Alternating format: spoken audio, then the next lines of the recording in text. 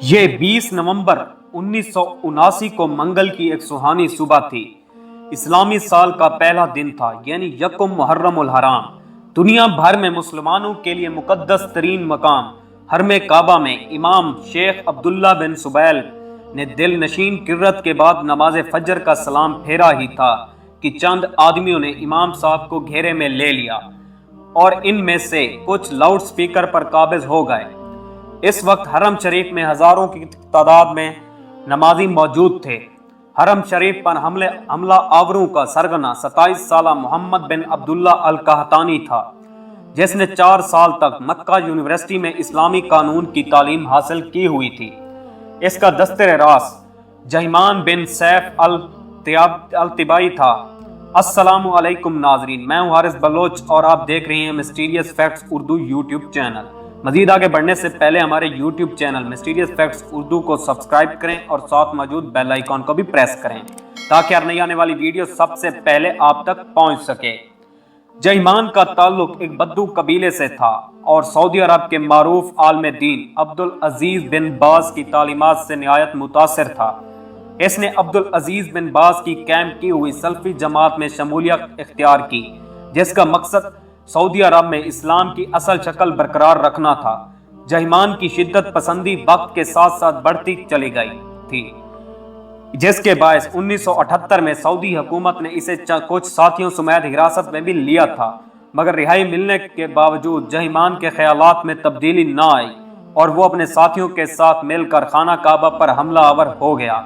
اور 20 نومبر 1979 کا یہ سیاہ ترین دن تھا کہ جب حرم کعبہ پر حملہ ہوا اور ان لوگوں نے 500 ساتھیوں کے ساتھ خانہ کعبہ میں داخل ہو کر وہاں کے دروازے بند کر دیے اور 1 لاکھ کے قریب نمازیوں کو یرغمال بنا کر مسجد کو اپنے زیر انتظام لے لیا۔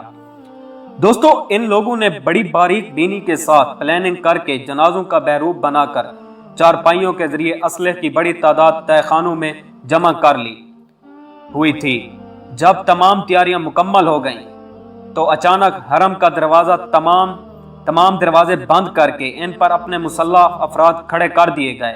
پھر ایک آدمی اٹھا اور اس نے عربی میں اعلان کیا کہ مہدی موعود، جس کا نام محمد بن عبداللہ ہے، وہ آ چکا ہے۔ اس کے بعد نام نہاد مہدی نے بھی مائک پر اعلان کیا کہ میں اس صدی کا مہدی ہوں، میرے ہاتھ پر سب لوگ بیعت کر لیں۔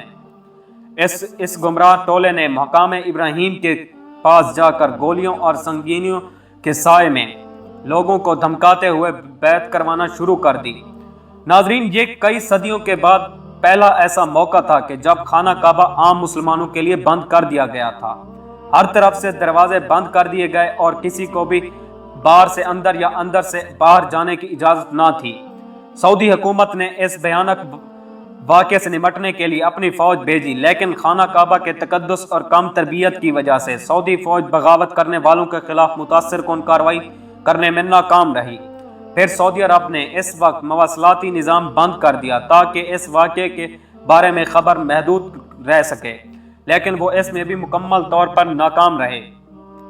جب یہ خبر دنیا بھر میں پھیلی کہ اس وقت خانہ کعبہ پر دہشت گردوں کا قبضہ ہے تو مسلمانان عالم میں غم و غصے کی لہر دوڑ گئی۔ ہر طرف سے یہ پرزور مطالبہ کیا جانے لگا کہ اس متبرک اور مقدس مقام کو دہشت گردوں کے ناپاک وجود سے پاک کرایا جائے، لیکن سعودی حکومت ایک عجب کشمکش میں مبتلا تھی، کیونکہ بیت اللہ کے قریب خون بہانے سے بھی وہ قاصر تھی۔ اگر وہاں پر بھاری اسلحے کا استعمال کیا جاتا تو بیت اللہ کو نقصان پہنچنے کا بھی خدشہ تھا، اور بغیر کسی بھاری نقصان کے حرم پاک کو دہشت گردوں سے خالی کروانے کے لیے جس مہارت، جس ڈیڈیکیشن اور پروفیشنل سکلز کی ضرورت تھی، اس سے سعودی فوج محروم تھی۔ دوستو، اس وقت سعودی عرب کا فرانس گورنمنٹ کے ساتھ خصوصی دفاعی معاہدہ تھا، چنانچہ فرانسیسی کمانڈوز نے سعودی فوج کو ہنگامی تربیت دی تاکہ وہ شدت پسندوں کا خاتمہ کر سکیں۔ لیکن چونکہ مکہ میں غیر مسلم افراد کا داخلہ ممنوع ہے تو سعودی اہلکار فرانسیسی کمانڈوز کو ساتھ لے جا کر نہیں جا سکتے تھے، چنانچہ نگاہ انتخاب پاک فوج پر پڑی۔ سعودی فرما روا شاہ خالد نے 32 علماء پر مشتمل سپریم کونسل کا اجلاس فوری طور پر طلب کر لیا اور خانہ کعبہ کے دفاع کے لیے پاکستانی حکومت سے رابطہ کیا گیا اور درخواست کی گئی کہ پاکستان بیت اللہ کی حفاظت کے لیے اقدامات کرے۔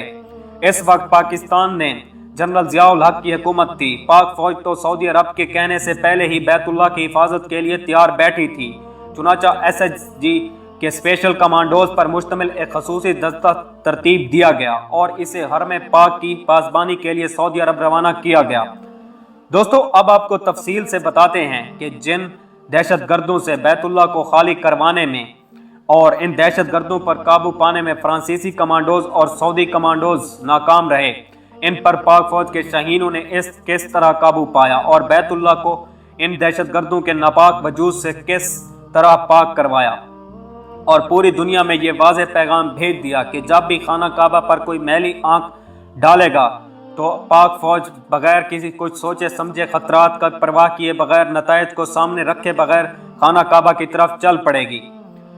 ناظرین، خانہ کعبہ پر حملے کی خبر جب پاکستان میں پہنچی تھی تو اسلام آباد میں امریکی سفارت خانے پر لوگوں نے حملہ کر دیا، کیونکہ لوگ یہ سمجھ رہے تھے کہ یہ امریکہ اور یہودیوں کی سازش ہے کہ بیت اللہ جیسی پاک اور مقدس جگہ پر دہشت گرد داخل ہوئے۔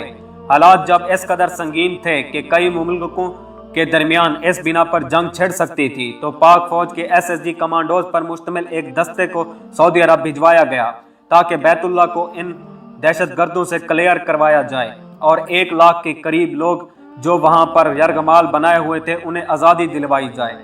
پاک فوج کے اسپیشل سروسز گروپ کے ان کمانڈوز کی قیادت ایک میجر کو سونپی گئی۔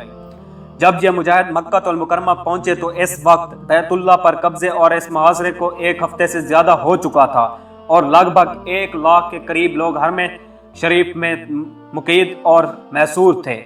ناظرین، پاک فوج کے کمانڈوز کا یہ ٹریڈ مارک طریقہ ہے کہ یہ اپنے دہشت دشمن پر، اپنے حریف پر یکدم اور تیزی سے حملہ آور ہوتے ہیں اور اسے سنبھلنے کا موقع بھی نہیں دیتے اور اسے گردن سے جا دبوچتے ہیں۔ لیکن یہاں پر معاملہ ذرا مختلف تھا، کیونکہ یہ حرم پاک جیسی حساس جگہ تھی، اس کے اندر 1 لاکھ کے قریب لوگ محصور تھے۔ ناظرین، اگر ان دہشت گردوں کے ساتھ ڈائریکٹ فائرنگ شروع ہو جاتی تو نہ صرف کئی قیمتی جانیں ضائع ہوتی بلکہ اس کے ساتھ ساتھ بیت اللہ کو بھی نقصان پہنچنے کا خدشہ تھا۔ لیکن اس کے ساتھ ساتھ وقت بھی نہایت تیزی کے ساتھ گزرتا چلا جا رہا تھا، چنانچہ پاکستانی جانبازوں نے وہاں پہنچ کر فوری پلاننگ شروع کر دی۔ کیمراز کی مدد سے سارے ایریے کا جائزہ لیا گیا جہاں دہشت گرد دناتے پھر رہے تھے اور انہوں نے اپنے مسلح گارڈز حرم پاک کے دروازے پر تعینات کر دیے تھے۔ پھر دوستو، ایس ایس جی کمانڈوز کے دستے کے اس لیڈر میجر کے ذہن میں ایک عجیب ترکیب آئی۔ اس میجر نے سب سے پہلے اپنے جانبازوں کو بلایا اور ان سے خون پر حلف لیا کہ وہ بیت اللہ کے تحفظ کے لیے اپنی جان تک کی بازی لگا دیں گے۔ اب بھلا یہ حلف دینے میں کس مسلمان کو تحمل ہو سکتا تھا؟ چنانچہ ایس ایس جی کے تمام کمانڈوز نے باخوشی اور اسے ایک سعادت سمجھتے ہوئے یہ حلف دے دیا کہ اگر خانہ کعبہ کی طرف کوئی بھی بڑھا تو وہ سینہ سپر ہو جائیں گے، اپنے سینے پر گولیاں کھائیں گے، مگر بیت اللہ کو کوئی نقصان پہنچنے نہیں دیں گے۔ اس کے بعد کمانڈوز کے دستے کے لیڈر میجر نے اپنا رخ سعودی حکام کی جانب موڑا اور ان سے درخواست کی کہ مسجد الحرام کے صحن میں پانی چھوڑ دیا جائے۔ تمام لوگ حیران تھے کہ یہ کس قسم کی پلاننگ ہے کہ دہشت گردوں پر پانی کے ذریعے قابو پایا جائے گا۔ میجر نے اس پر بھی بس نہ کی بلکہ سعودی بادشاہ سے ہیلی کاپٹر کے ذریعے ایس ایس جی کمانڈوز کو مسجد کے صحن میں اتارنے کی اجازت طلب کی۔ دوستو، اب اگر آپ جانتے ہو تو کعبہ کے پاس نو فلائی زون ہے، جب کوئی بھی چیز کعبہ کے اوپر سے فلائی نہیں کر سکتی، مگر کچھ دیر تأمل کے بعد بادشاہ خالد نے اجازت دے دی۔ ناظرین، اس کے بعد اصل ایکشن شروع ہوا۔ پاک فوج کے اسپیشل سروسز گروپ کے مشہور زمانہ کمانڈوز کو صحن کعبہ میں ہیلی کاپٹر کے ذریعے اتارا جانے لگا۔ ایک طرف تو یہ کاروائی ہو رہی تھی، دوسری طرف اس میجر کے حکم پر اس وقت مسجد الحرام کے صحن میں موجود پانی میں کرنٹ چھوڑ دیا گیا۔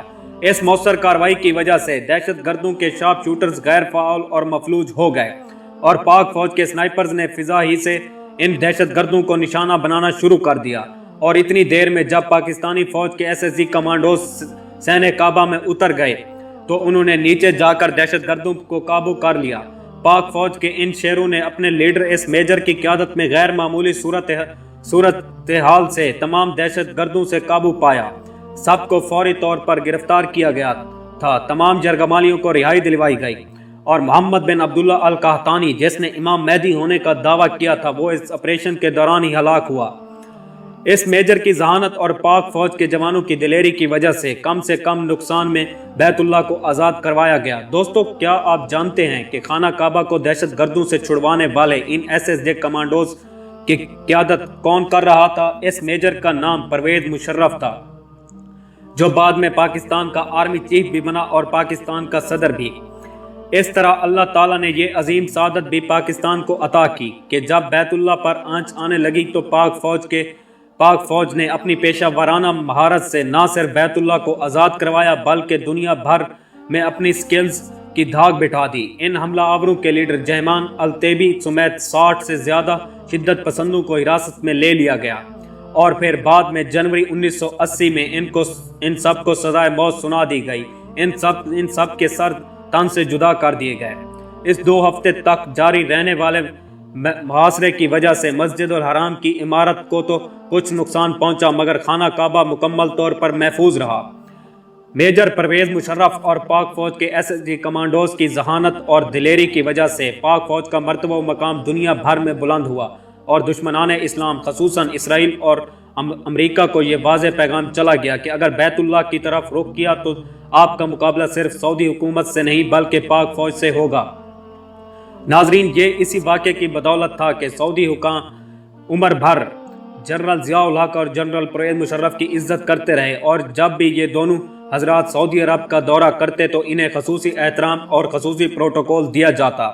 मगर बहरहाल ये कारनामा शख्सियात से बालातर था। ये वो चीज़ थी जिसने दुनिया भर में मुसलमानों के लिए पाकिस्तान के लिए नई इज्जत कमाई। दोस्तों, उम्मीद है कि आपको पाक फौज की ये दास्तान ज़रूर पसंद आई होगी। मज़ीद ऐसी इंटरेस्टिंग वीडियोस देखने के लिए हमारे YouTube channel mysterious facts Urdu को सब्सक्राइब करें और साथ मौजूद बेल आइकॉन को भी प्रेस करें ताकि हर नई आने वाली वीडियो सबसे पहले आप तक पहुंच सके। Thanks for watching. अल्लाह हाफिज़।